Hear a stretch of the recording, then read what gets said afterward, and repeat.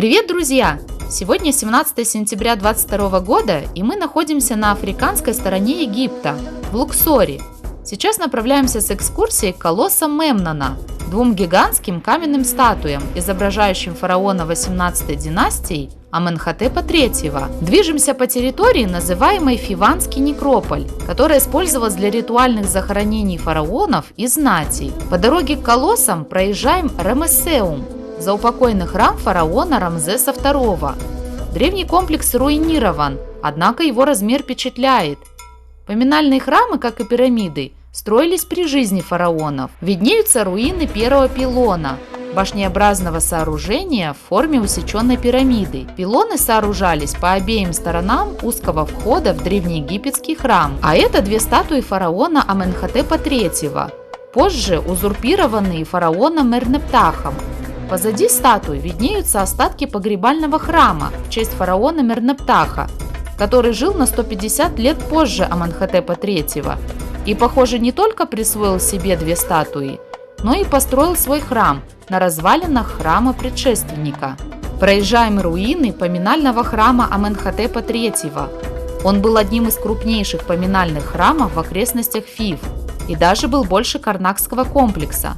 Будучи построенным близко к реке, он разрушался быстрее, чем иные поминальные храмы. Также это строение использовалось как источник строительных материалов для более поздних сооружений. К настоящему времени от храма осталось только небольшое количество обломков, и в частности колоссы Мемнона, две массивные 18-метровые статуи Аменхотепа III, стоящие у ворот храма. К ним мы сейчас и подойдем.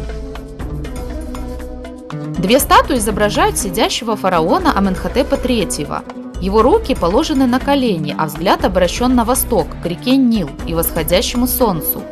У ног фараона высечены фигуры двух женщин, его первой главной жены Тии и матери Мутымуи. Статуи сделаны из блоков кварцитного песчаника, которые были добыты из каменоломни в Джебель-эль-Ахмари, неподалеку от современного Каира, и транспортированы на 670 километров по земле, а не по водам Нила, так как они были слишком тяжелые для переправки вверх по реке. Первоначальное предназначение колоссов Мемнона было стоять на страже к входу в поминальный храм Аменхотепа. Вес каждой статуи оценивается в 700 тонн. На фотографии одной из статуй мы видим боковое рельефное изображение бога Нила – Хапи. Кстати, Мемнон, под именем которого известны колоссы, был героем Троянской войны, царем Эфиопии, который повел свои войска из Африки в Малую Азию, чтобы помочь защитить осажденный город, но в конечном счете был убит Ахиллом.